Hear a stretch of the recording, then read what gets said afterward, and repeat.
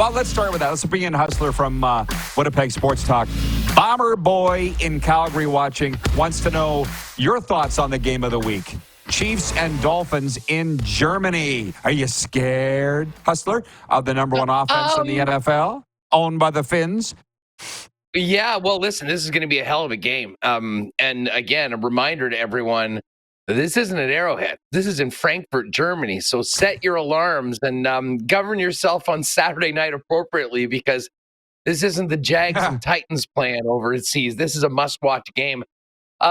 Listen, like any Chiefs fan, pretty concerned about what we saw on the weekend. I mean, I know Mahomes was sick, whatever, they put that out. Bottom line is that the Kansas City receiving core has really, really cost them this so far this season. We all remember the Kadarius Toney game in Week 1 against the Lions, and there was a terrible ball security and a bunch of guys just not making plays on the weekend, and that won't cut it against the high-powered offense of the Miami Dolphins. So, yeah, I'll be honest, a little nervous, very looking forward to this game, but it is far from any sort of a sure thing. I mean, I think we're looking at about a 1.5 spread. I mean, this is basically a pick 'em. And listen, we've seen a lot of top teams like the Niners kind of lose one and then take a while to get back at it. I'm hoping that isn't the case for the Chiefs. And for the Dolphins, I mean, they've kind of killed everyone that they should, but they've had a tough time going up against teams like the Bills and the Eagles so far. So very interested to see what Mike McDaniel's squad has for what is one of the games of the week, and actually a NFL slate this week, Rod, that has some real beauties, right from early in the morning to that Bills-Bengals Sunday nighter. Yeah, they're filled with tremendous games. Speaking of tremendous games, Winnipeg Jets at the Vegas Golden Knights. These franchises seem intrinsically intertwined. They've met in the playoffs a couple times. The Golden Knights have always come out on top. Is Vegas hated by Jets fans? It should be.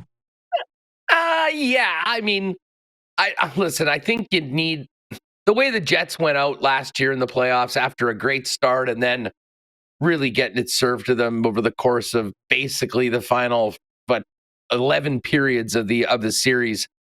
I think it was more about Winnipeg and where the team was at. But I will tell you, from the start so far this year, at 5-on-5, this team is playing as well as we've seen in a long time. It's the special teams that have really done them in. And I'm not sure if you remember the game in Winnipeg a couple weeks back. I mean, the Jets probably deserved a better fate, but Logan Thompson was absolutely brilliant in that game. But listen, the Vegas is the standard right now. So, yeah, I would say there's quite a bit of envy around here, not just in Winnipeg, but the rest of the National Hockey League, considering they just raised a banner.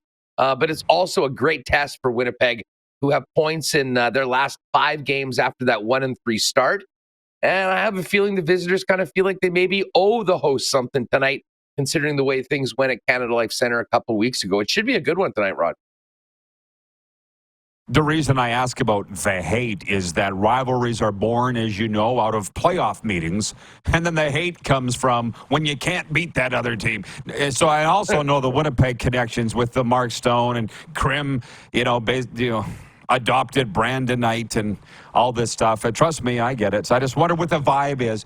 And are the Jets that much better? Because you're seeing the than last year, because you're seeing the squalor in Calgary and a little bit in Edmonton and certainly Toronto. The Jets fans, I hope they're happy these days. Yeah, I think there's a lot of optimism about the team, to be honest, Rod. I mean, there's been a lot of other stories that I'm sure you've talked about, some lower crowds and whatnot, but I think things are going in the right direction. There's absolutely no doubt that this is a deeper team. The third line and the fourth line have been played more than we've probably ever seen over the course of the last 10 years of Winnipeg Jets hockey. What has been a big asset of theirs in the past, their penalty kill and goaltending has not been the case. Now, Hellebuyck had a rough first week. He's back. He's been brilliant over the last couple of weeks, so we can sort of remove that. But they've still given up a power play goal in 8 of 9 games this season. And, again, like Monday night against the New York Rangers, a game that they played very well, controlled most of the play at 5-on-5. They end up on the wrong end of the special teams battle and end up losing in overtime. So while I think they're happy with where they are coming back from, that 1-3 start, where they probably deserved a better record, to be honest. But hey, it's all about the standings. I think they're trending in a positive direction right now, but this is a huge test tonight because, as we mentioned, I mean, when you're going up against the Stanley Cup champs in their barn, you're moving up a couple weight classes. But they saw a really good New York Rangers team that's been hotter than heck on Monday night, and got a couple days to get ready for Vegas. So we'll see whether they can continue doing what they're doing at even strength and hopefully not get burned on special teams like they have been as of late. From the Barflies watching from Winnipeg says, too many Manitoban-born players to be truly hated.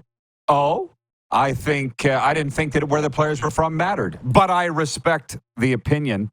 Robert Campbell writes it. He says, lifelong Winnipegger here, now living in Vegas. Can't wait for the game tonight. Go, Jets, go. Yeah, this one tonight, I would suggest, is the game of the night in the National Hockey League.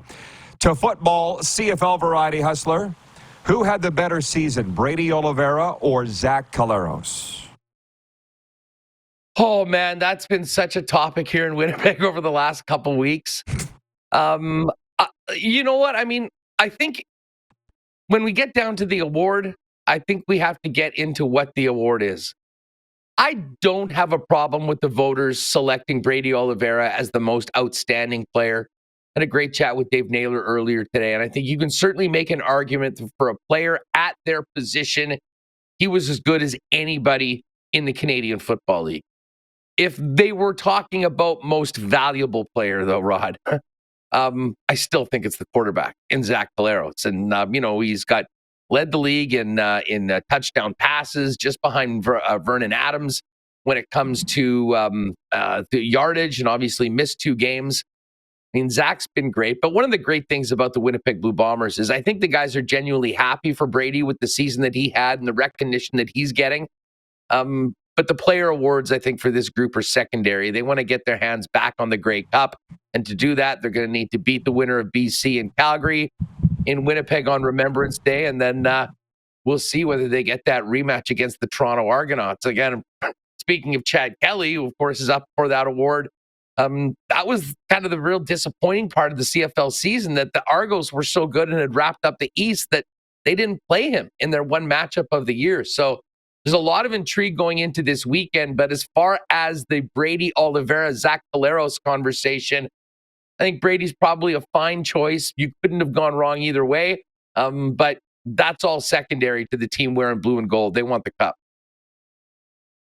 Sure. Well, it's like you say, it's a debate amongst people, and it's like a presidential election or a prime minister election. You may not like the result, but that's why we have a vote. So shut up. I'm tired of it. Hey, I shouldn't have even asked. What are you laughing at? What? Sure. Let me ask you this. I'm interested. I mean, you have no skin in the game. I mean, who's the most outstanding player this year? I mean, we know what the Argos record is. Chad Kelly. Chad Kelly didn't have to play quite a bit. Really, even with, like he's 4th in passing yards, he's 3rd in touchdowns. He didn't play a lot. I mean, is it just based on the body work early on to wrap it up the way they did? Well, again, I look at it differently than everybody else. I think that's why I think people jump on my back all the time. I vote for winners. And the chutzpah, the pizzazz, and Chad Kelly has it. He's basically a rookie. He's not. I think if you play under 10 games, you're considered a rookie the next season. Just his youth, his age. It's a great comeback story. 16 wins is 16 wins, bro. And it's almost too bad they had to vote ahead of the playoffs, because imagine if they add a Grey Cup on top of it. And he's the leader of this team. That's MVP to me.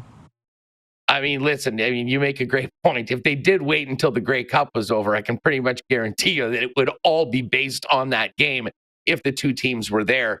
Hey, listen, it's 2 great young players, great young stars in the league going at it for the MOP. And that will be an interesting side story of Grey Cup week. But I think as CFL fans, unless you're a fan of one of the other teams, I think everyone would like to see the Bombers and Argos go at it in the first meaningful game between these two clubs since the 1-point Grey Cup last year. I love it. Great chat. Huss, thanks, man. Keep in touch. You got it, Roddy. All the best. Hustler Patterson from Winnipeg Sports Talk.